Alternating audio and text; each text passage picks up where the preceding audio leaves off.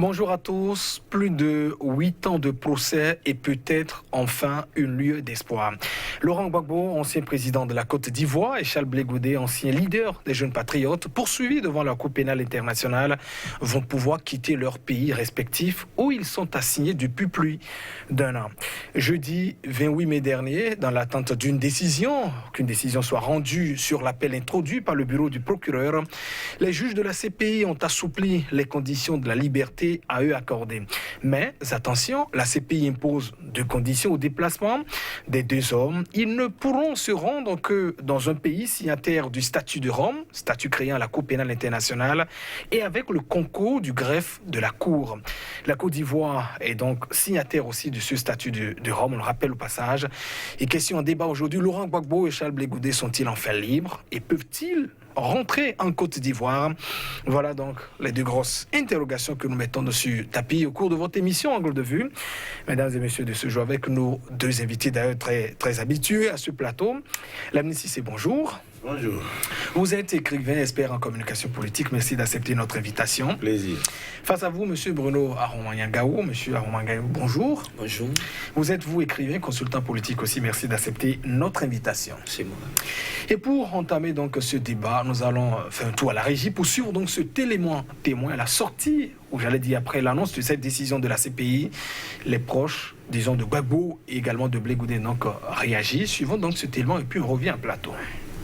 Dans l'attente de son procès en appel, la Cour pénale internationale a annoncé jeudi dernier, autorisé sous condition, Laurent Gbagbo a quitté le pays où il est assigné à résidence depuis son acquittement en 2019 d'accusations de crimes contre l'humanité. Suite à cette décision, le Front populaire ivoirien, fondé par l'ex-président Laurent Gbagbo, a évoqué son retour en Côte d'Ivoire, appelant le président Alassane Ouattara au dialogue. De son côté, le COJEP, Congrès panafricain pour la justice et l'égalité des peuples, le parti de l'ex-dirigeant politique Charles Blé Goudé, qui a bénéficié des mêmes mesures de la CPI, a également appelé au dialogue, estimant qu'il ne s'agissait pas d'une victoire d'un camp sur un autre. Nous avons le triomphe assez modeste et nous savons qu'il y a beaucoup de chantiers. L'essentiel, nous sommes convaincus que Charles Blé Goudé et le président Laurent Gbagbo seront très bientôt en Côte d'Ivoire. C'est ça qui est l'essentiel. Ça peut être demain, ça peut être après-demain. Le jour, c'est pas ça qui est important. Parce que vous savez, même cette levée des mesures restrictives, nous l'avons souhaité depuis longtemps. Mais nous étions convaincus que ces mesures allaient être levées. Nous avons lancé un appel au président de la République, M. Alassane Ouattara, à son parti politique, RHDP unifié, et au gouvernement de saisir cette opportunité pour engager définitivement la Côte d'Ivoire sur la voie de la vraie réconciliation, de la paix durable. Début novembre 2019, la justice ivoirienne a condamné en appel Laurent Gbagbo par contumace à 20 ans de prison pour le braquage de la Banque centrale des États d'Afrique de l'Ouest pendant la crise post-électorale. Charles Blé Goudé aussi a été condamné en décembre 2019 à 20 ans de prison pour des crimes commis pendant la crise.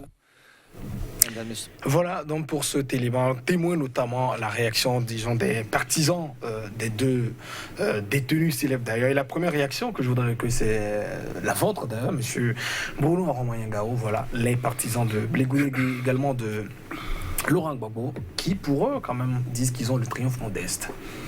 Oui, tout à fait. Et d'abord, c'est une décision qu'ils attendent depuis très longtemps.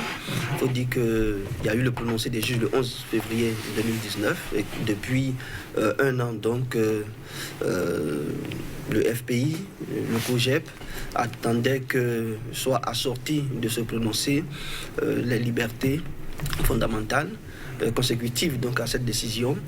Et ça n'a pas été automatique parce qu'il y a eu l'appel de la procureure. Aujourd'hui, le procès n'est pas achevé, donc je comprends qu'il parle de triomphe modeste, mais je veux dire c'est une avancée notable, c'est une avancée pour ceux qui suivent. Je veux dire l'évolution de cette affaire à la CPI, c'est vraiment pour la Côte d'Ivoire une page nouvelle qui se tourne. Monsieur Lamine Cissé, votre réaction sur cette décision? Non, ma réaction, moi je ne souhaiterais pas que un ancien chef d'État soit perpétuellement maintenu en prison. Je ne souhaiterais pas qu'il meure aussi en prison. Je souhaiterais un jour qu'il recouvre son pays. Ok? Bon, mais je crois que attendons la justice vider les questions fondamentales. Et puis ce qui me... Je ne suis pas juridique. Sinon, j'aurais donné mon point de vue parce que c'est les deux personnalités sont jugées par contumace. Je ne sais pas s'ils peuvent retourner dans leur pays ou pas. Dans une autre affaire, on rappelle, oui. Oui, dans une autre affaire. Ouais. Maintenant, est-ce que la juridiction internationale, comme n'a pas vidé, est-ce que ça a une incidence sur ce qui a été jugé en Côte d'Ivoire? Je ne saurais le dire. Alors donc, c'est pourquoi je suis content qu'ils soient libres là où ils sont. Parce qu'en fait, c'est bien. Et ils sont en train de payer, je crois que la faute qu'ils ont pu commettre dans le temps. Ouais. Mais je pense que chaque chose a une finalité. Monsieur Lamissé, vous parlez du paiement, c'est pas de la faute. Et pourtant, est-ce que le contraste ne réside pas à ce niveau? Quand, au cours d'un procès, on dit ils sont totalement acquittés des charges, disons, du dossier présenté par le procureur, est-ce qu'en principe, ils devraient donc être maintenus encore dans les délais de l'accusation dès lors qu'un acquittement a été prononcé? Bon, tu sais, la justice est complexe. C'est un appel qui est en cours, qui n'a pas été... Maintenant, moi, mon problème est que, en tant que panafricain, moi, j'analyse les faits. Moi, c'est les faits qui m'intéressent. Vous savez, je ne peux pas amputer la situation, je ne peux pas dédouaner Laurent Gbagbo de la situation qui est parvenue en Côte d'Ivoire. Cette guerre, ces morts, etc. J'ai dit, il est le principal, le premier responsable, puisque c'est lui qui était le président de la République et il avait toute la puissance publique.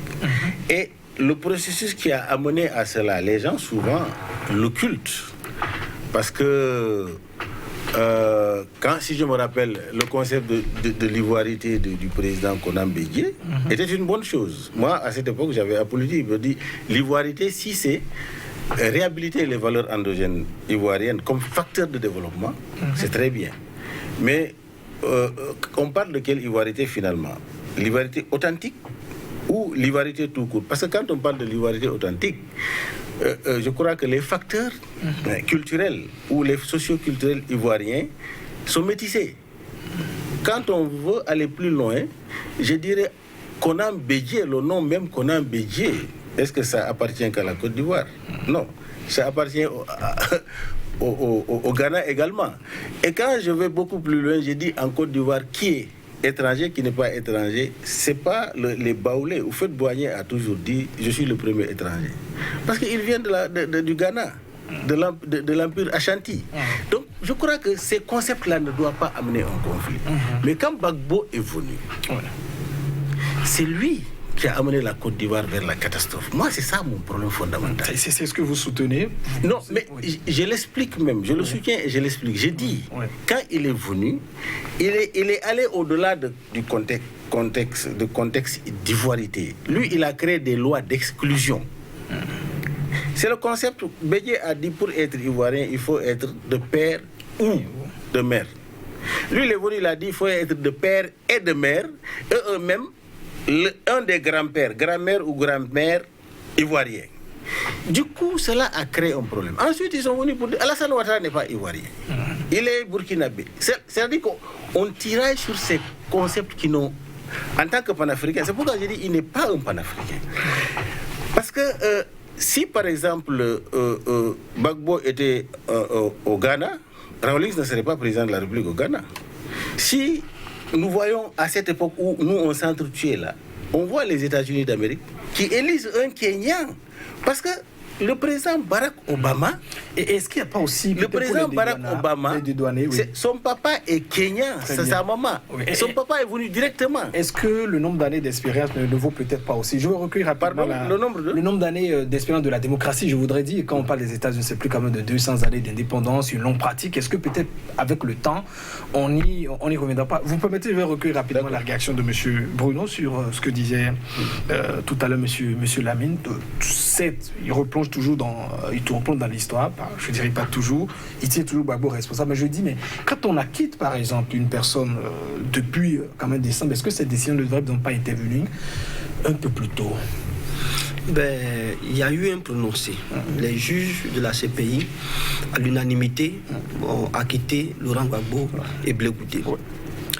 C'est-à-dire qu'ils ont déchargé les deux prévenus. C'est-à-dire qu'ils ont trouvé que toutes les charges qui pesaient sur eux n'étaient pas juridiquement fondées. C'est-à-dire qu'il n'y avait pas de preuves. Pour les 4 chefs principaux d'accusation, il n'y a pas eu un début de preuve.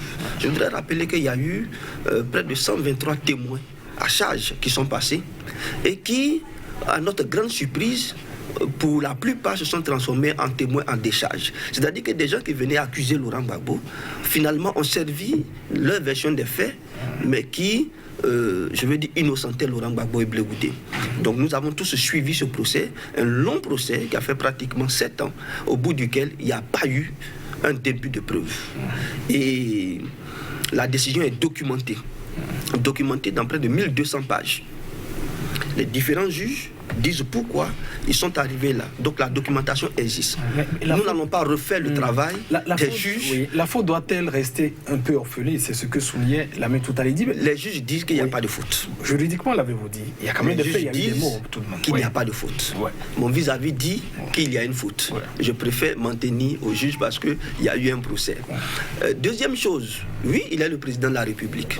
Responsabilité morale, peut-être c'est de ça que M. Cissé veut parler. Peut-être qu'on pourrait, je veux dire, analyser ça pour voir s'il y a une responsabilité morale en tant que chef d'État. Mais la situation qui a prévalu en Côte d'Ivoire était une situation de coup d'État.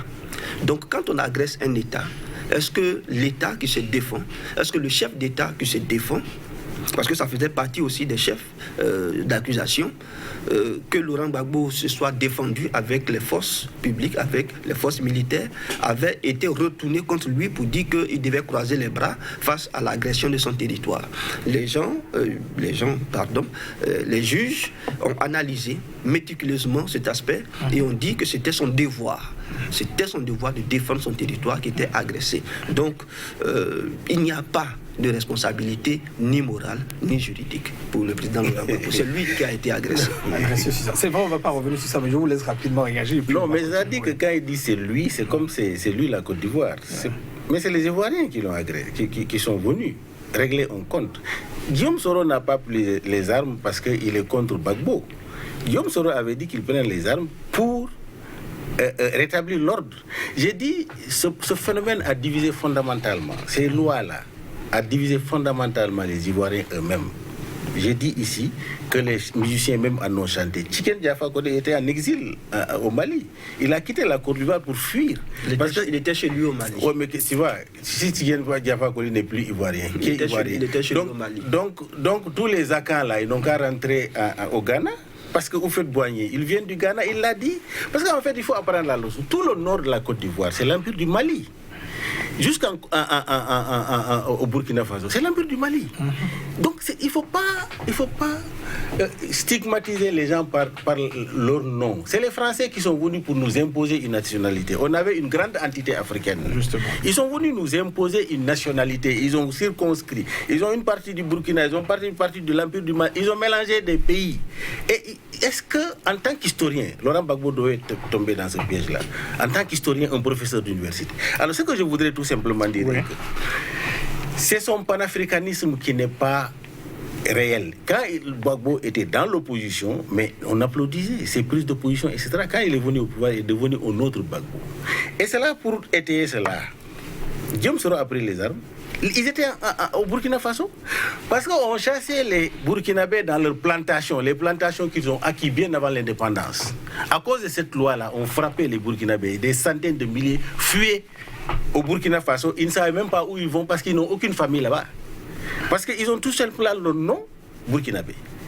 Mais c'est dommage. C'est ce qui a fait que Blaise Compaoré a dit que c'est une déclaration de guerre. Il a soutenu les rebelles. Et voilà, c'est là. C'est-à-dire qu'en fait, les facteurs, les causes profondes, c'est Laurent Gbagbo. Je vais donner un exemple beaucoup plus précis pour le Bénin ici. Le général Mathieu Kérékou a pris les armes pour créer la révolution. Pendant 17 ans, il a fait le régime marxiste-léniniste. Quand le pays était en danger, il a écouté des notables comme Robert Dossou, comme le professeur Aoussou, qui l'ont amené à organiser une conférence nationale pour sauver le pays. Il avait l'arme et tout, il pouvait dire niet. Il a accepté d'abandonner le pays.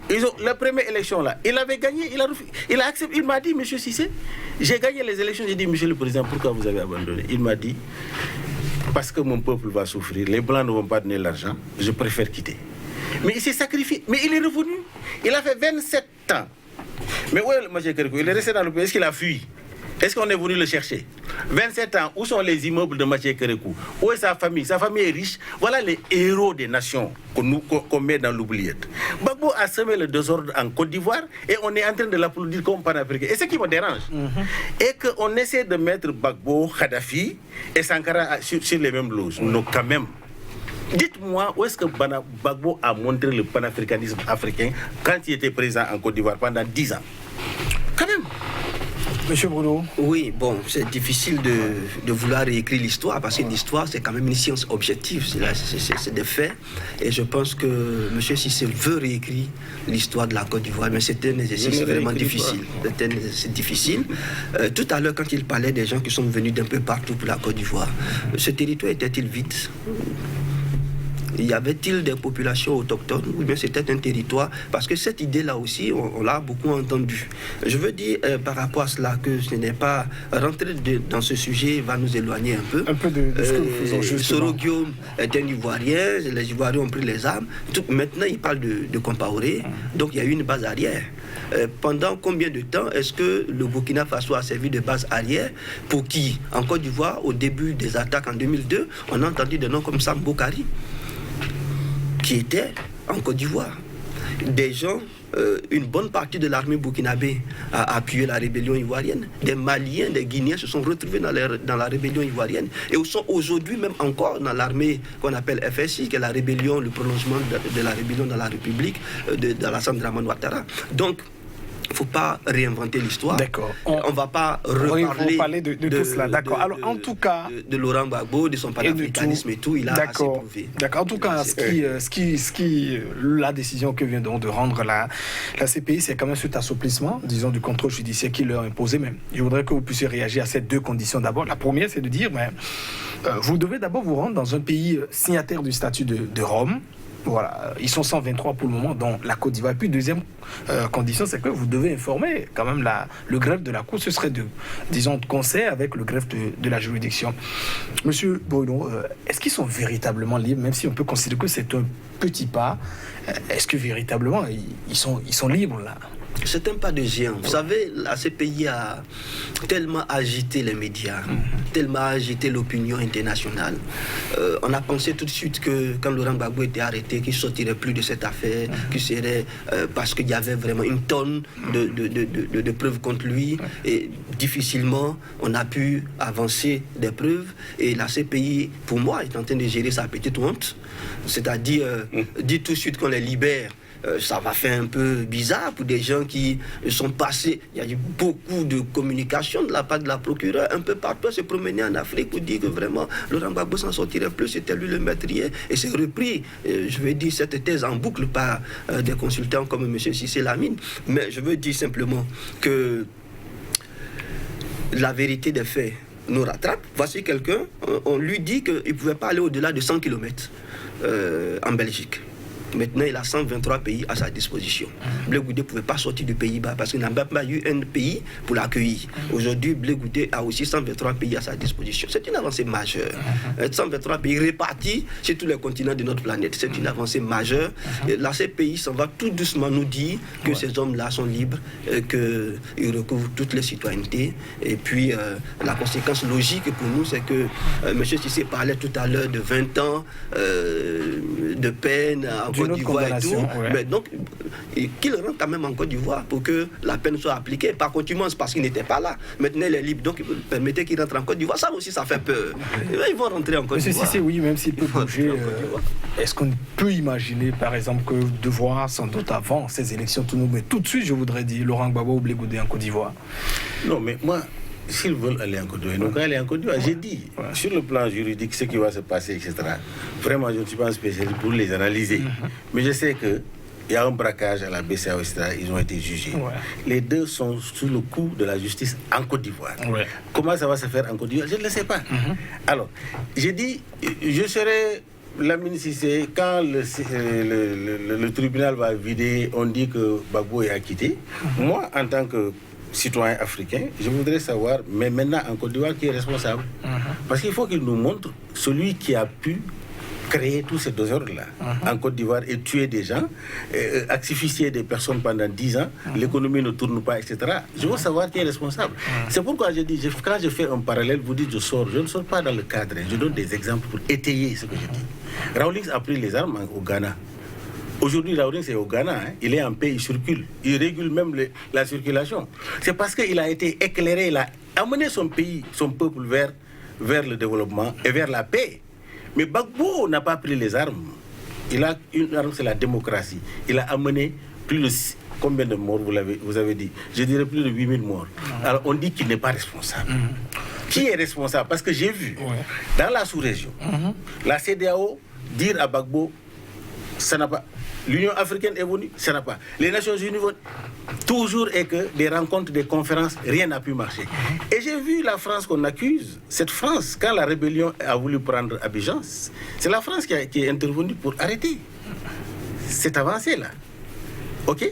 Et moi, je dis tout simplement que toute la puissance publique appartenait à Gbagbo. Si Gbagbo voudrait sauver la Côte d'Ivoire de ce carnage-là, il aurait pu écouter au moins les conseils des pères, etc., et sortir le pays dans ce marasme où il l'avait plongé. J'ai dit, il est le seul responsable, d'autant plus que c'est lui qui a toute la puissance publique, c'est lui qui était le président de la République. Et il avait le choix. Et maintenant, si on dit que ce n'est pas lui, j'attends que la justice me dise que ce n'est pas lui. Et moi, en tant que citoyen, parce que je suis aussi ivoirien que les Ivoiriens, je suis de la communauté CEDEAO. Les Ivoiriens au Sénégal, ils sont chez eux. Hein. Moi, je suis ivoirien comme tout le monde. Je voudrais savoir pourquoi on nous a tués. Pourquoi on nous a tués? Voilà un peu si moi je me trouve un coupable, eux ils ne trouvent pas un coupable, mais qu'ils me trouvent le coupable alors. D'accord. Alors, quels pourraient être évidemment les impacts? Alors moi, le problème est que le retour de Gbagbo en Côte d'Ivoire peut avoir un impact positif comme négatif. Ça dépend maintenant, Laurent Gbagbo, s'il a appris la leçon. Parce qu'en fait, l'isolement, ça permet de voir ses erreurs, ses défauts. Alors, Alassane Ouattara, Gbagbo, Konan Bédié, ils ont le devoir aujourd'hui moral de montrer l'exemple. Mais il faut que ça soit sincère, cette réconciliation dont on parle. Il ne faut pas qu'il y ait une réconciliation qui soit anguille sous roche. OK? Le moment est trop sensible. Nous allons vers les élections. Et j'ai vu un Jean-Pierre Bemba qui a été libéré par ce même CPI à quelques mois des élections en RDC. Ils l'ont amené en Belgique pour aller le laver proprement là-bas et puis lui donner un hélicoptère qui l'amène pour dire qu'il est candidat. Mais Kabila a dit niet, il ne participera pas aux élections. Je me souviens de cela. Est-ce que ce pays-là est sincère dans ce qu'il est en train de faire? Est-ce que ce pays-là n'est pas néocolonialiste, n'est pas impérialiste? Ça me pose énormément de questions. Parce que, évidemment, on dit non seulement ce sont nos chefs d'État qui y vont là-bas, mais d'accord. Mais regardez comment la situation a duré. Et aujourd'hui, acquittement, il y a un balbutiement qu'on ne comprend pas. Et finalement, à quelques mois des élections, bon, il est libre, il peut aller en Côte d'Ivoire, etc. Tu es libre. Le jugement se fera quand? On ne sait pas. On est en train, parce que coronavirus, est-ce que ces gens-là, ils sont confinés, non? Coronavirus, on ne peut pas faire le jugement.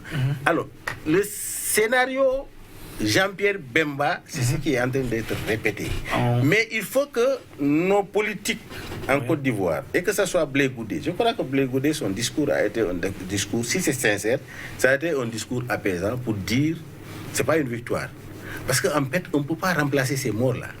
Et je dis, ils sont autant responsables, mais le premier responsable, c'est Laurent Gbagbo.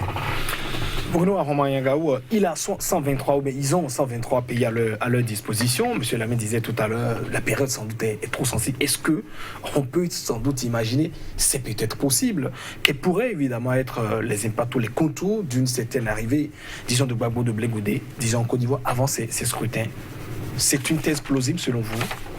Ou faut-il véritablement éviter, disons, cette hypothèse?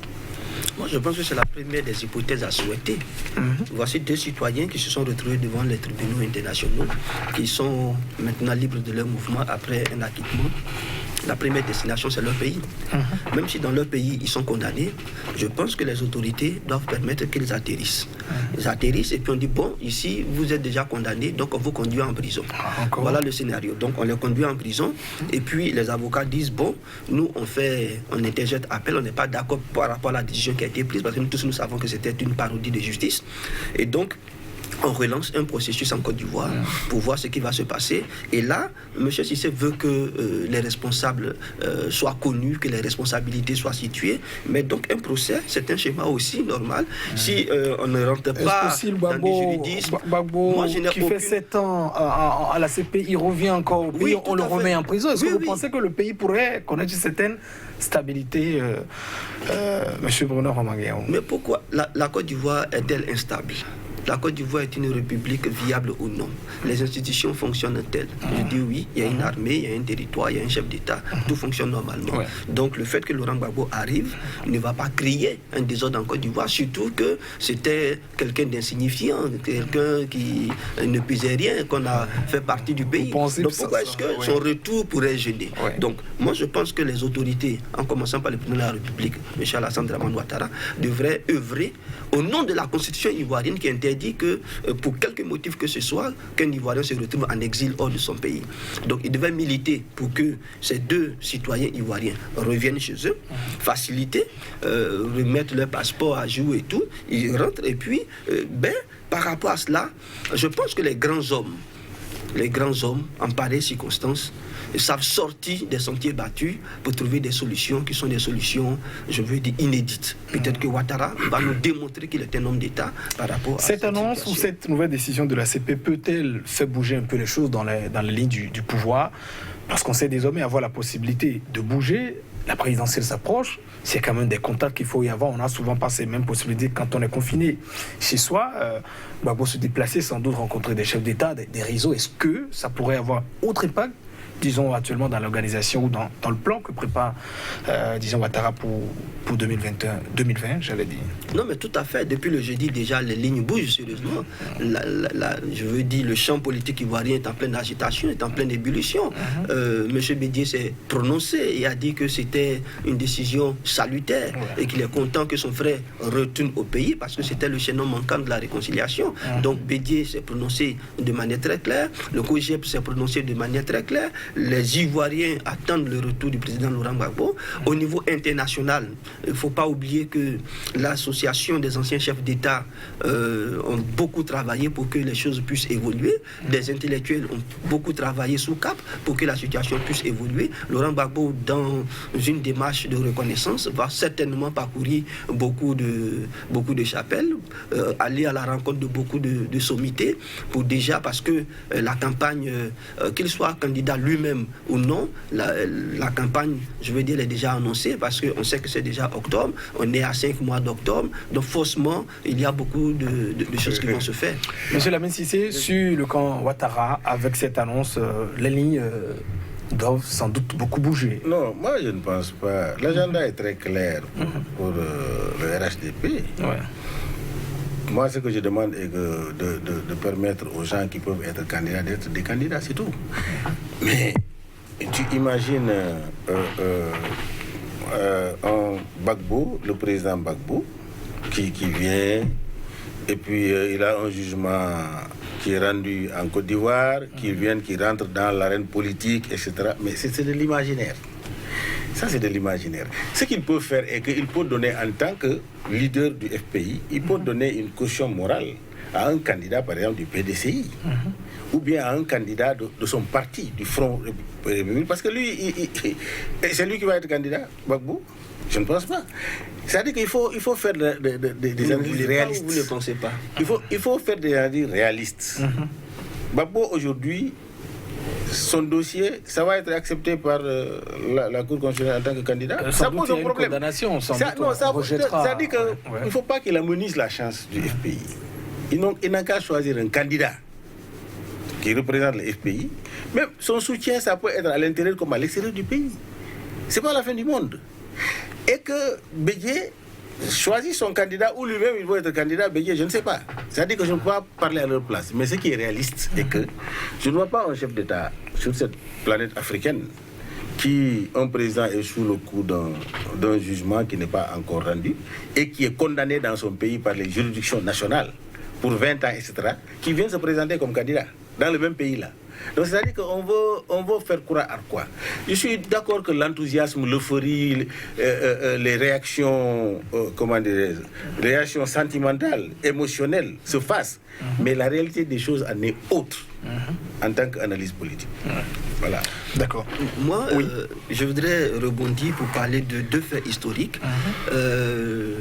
Nelson Mandela est sorti de prison dans un contexte où on ne pensait pas qu'il pouvait sortir de prison. C'était impensable. Il y avait quelques mois, je veux dire, avant sa sortie, ça a été un scénario qui a bouleversé l'humanité entière. En Côte d'Ivoire, pour les élections de 2000, il y avait deux potentiels candidats qui étaient en exil. Il s'agissait d'Alassane Dramane Ouattara et de Bédié qui était en France. Laurent Gbagbo le fait rentrer au pays et puis il trouve le lieu de faire une réconciliation. Et pour les élections de 2010, il donne, prend une décision selon la Constitution, l'article 48, pour faire de Alassane Dramane Ouattara candidat à titre exceptionnel. Ce sont des actes de l'histoire. Et dans le contexte ivoirien, je pense que M. Cissé, faut faire la part des choses entre sa volonté et ce qui est objectif, parce qu'en politique justement il n'y a pas de ligne qui soit rectiligne, pour ainsi parler. En politique on peut s'attendre à tout, et je pense qu'en Côte d'Ivoire c'est un cas spécial, et il faut s'attendre à ce que les Ivoiriens nous donnent d'assister à des choses qui soient aussi tout à fait spéciales dans les 5 mois à venir. Mais je trouve que son analyse est purement émotionnelle, hein. Pourquoi vous le dites? Non, c'est purement émotionnel. Il compare Nelson Mandela au cas de Gbagbo. Mais c'est dramatique.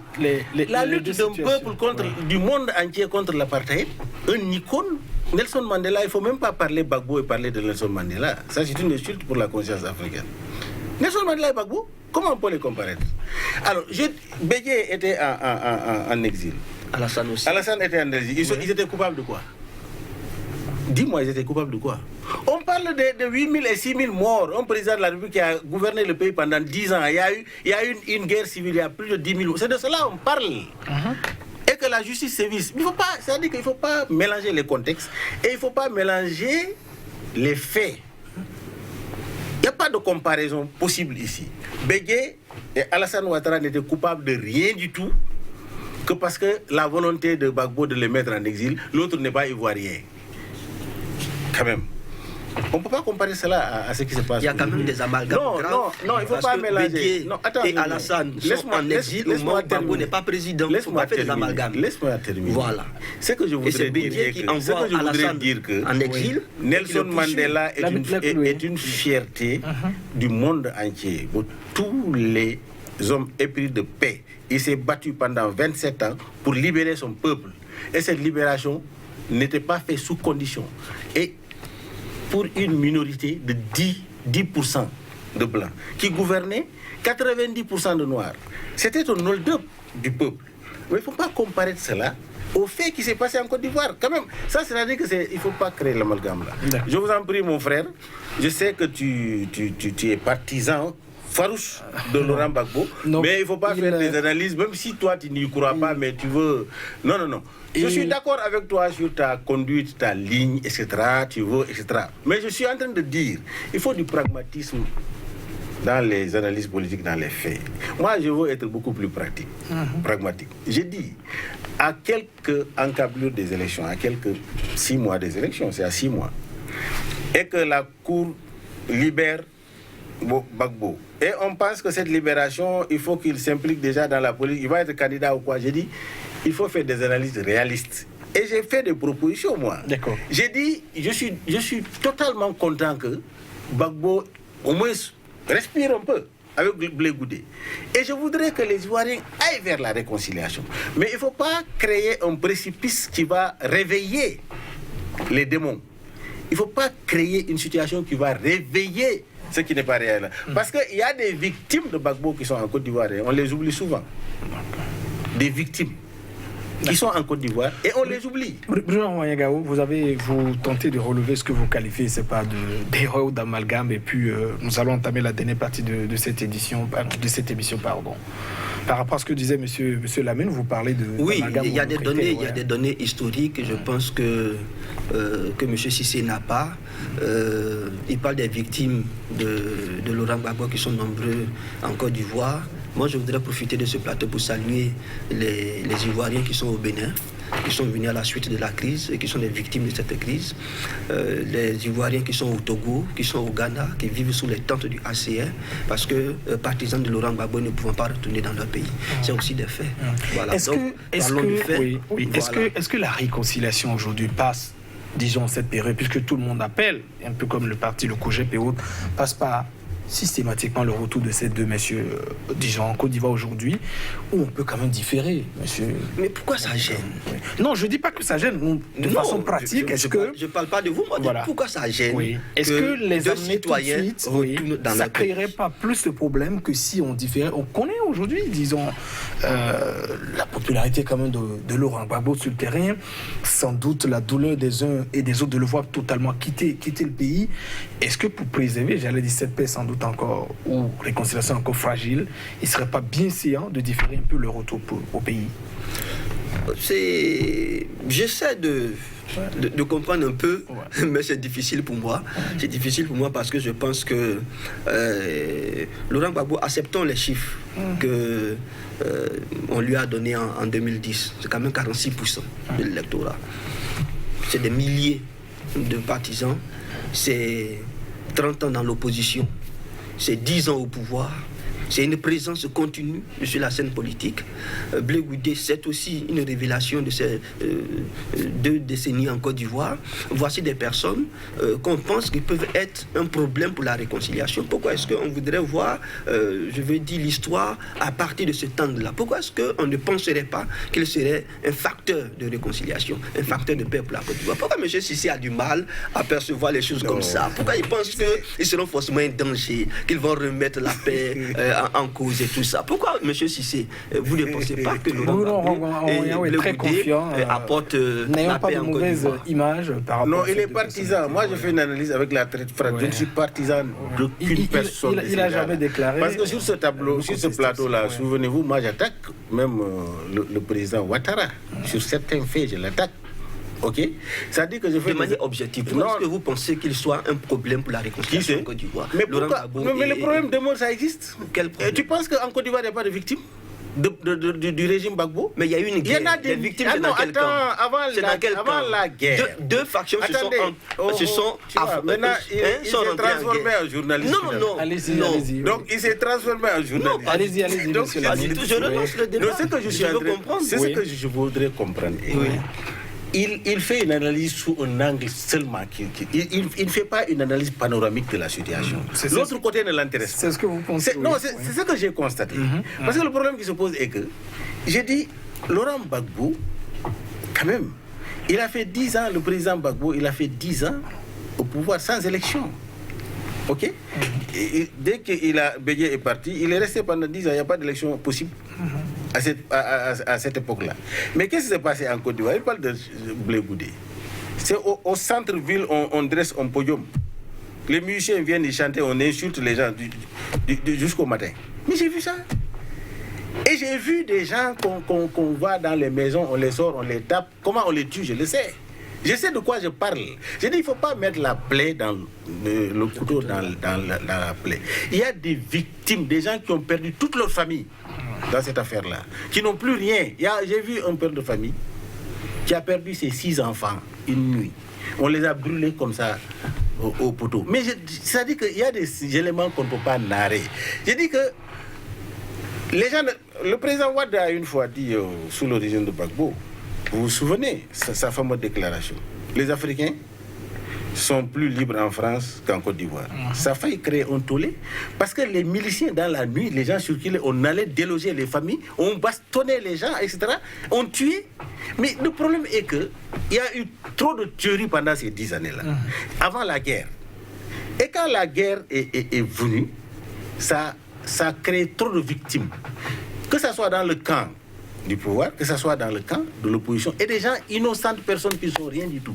Alors, vous savez qu'il y a des gens, quand tu leur dis Gbagbo, là, ils sursautent aujourd'hui. Ils sont en Côte d'Ivoire, ils ne veulent même pas entendre le mot Gbagbo. C'est comme si tout est rose. C'est comme si tout est rose pour Laurent Gbagbo.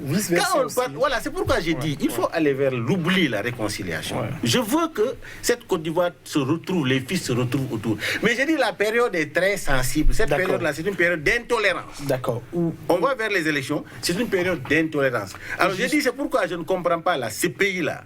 La CPI qui a fait la même chose avec Jean-Pierre Bemba est en train de faire pour Gbagbo. Et si nous, en tant qu'Africains, on ne fait pas des analyses avec la tête froide et savoir où on met le pied, on va mettre le couteau dans la plaie qui est en train de guérir. D'accord. Alors on sait que... Alors, il parle des réfugiés ici là. J'étais là, ils sont encore là. Mais attention, il y a combien d'Ivoiriens? C'est des milliers d'Ivoiriens qui ont quitté le Bénin pour partir. Je suis en collaboration avec eux. Je travaille avec toutes les communautés ivoiriennes. Pourquoi était-il venu? Mais qui est venu? C'est milliers de personnes qui sont il y a des gens qui profitent de la situation parce que tout simplement ils veulent aller en Europe. C'est-à-dire il y a des choses que c'est pas la peine qu'on dise ça sur le plateau. Il y a des choses que je connais, tu connais toi-même. Mais je dis il y a beaucoup de gens qui sont rentrés, ils ont bénéficié des financements, ils travaillent. Je peux te citer des centaines. Reste encore qu'il y a tout de même des Ivoiriens encore au Bénin. La notion de victime me crée un problème par rapport à mon vis-à-vis. Les victimes, c'est qui? Les victimes, c'est quoi? Est-ce que M. Cissé a entendu parler du génocide? Ouais. Il y a un dossier qui est devant la CPI par rapport aux crimes qui ont été commis dans l'ouest de la Côte d'Ivoire sur le peuple ouais. Il parle d'un monsieur et de 6 enfants qui ont été tués. Dans l'Ouest, c'est des villages qui ont disparu, qui ont entièrement disparu. C'est des familles qui ont été plongées vivantes dans des puits. C'est des personnes qui ont été massacrées, qui ont été brûlées. Est-ce qu'il sait qu'à Yopougon, des gens ont systématiquement été passés par le fil de l'épée, ont été égorgés? Est-ce qu'il sait... On ne va pas rappeler toutes ces scènes, en tout cas atroces, parce que les 3000 victimes dont on parle, est-ce qu'il y a une carte d'identité ou bien il y avait une affiche sur ces victimes qui sont tombées dans les rues d'Abidjan? Pourquoi dire que c'était un militant une dernière question, ou du PR ou de... Voilà, une question. Je ne suis pas dit que on me fait signe. On me fait signe. J'ai dit de pas. Mais vous dites qu'il y a des gens qui chuchotent quand ils entendent parler de Laurent Gbagbo qui doit revenir. Alors on va finir avec... Mais il y a des Ivoiriens qui sont très heureux, qui attendent. Mais oui, c'est tout à fait normal. Mais voilà, donc souhaitons que Laurent Gbagbo vienne. Mais non, attention, c'est pourquoi j'ai dit il faut faire attention. Il ne faut pas faire comme si tout va bien quoi quand il va revenir. C'est extrêmement dangereux. Mais je ne le dis pas. On parle de réconciliation. Et je souhaite que la réconciliation peut se faire Laurent Gbagbo et Blé Goudé viennent en Côte d'Ivoire. Ça peut se faire en dehors. Pourquoi? En dehors de cet environnement électoral. Pourquoi? Parce que, mais tu comprends. Justement, je pense que c'est l'environnement favorable pour que la réconciliation se fasse. Merci à vous.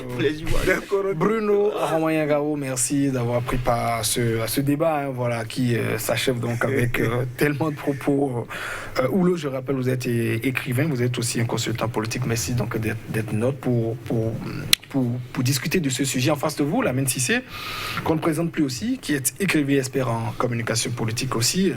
Mesdames, Messieurs, ce sera dans tout. On parlait évidemment de la Côte d'Ivoire, notamment de l'assouplissement des conditions de détention de Laurent Gbagbo et de Charles Blé Goudé. Sont-ils enfin libres? Voilà ce qu'on aura donc, les avis, les propos de vos différents invités.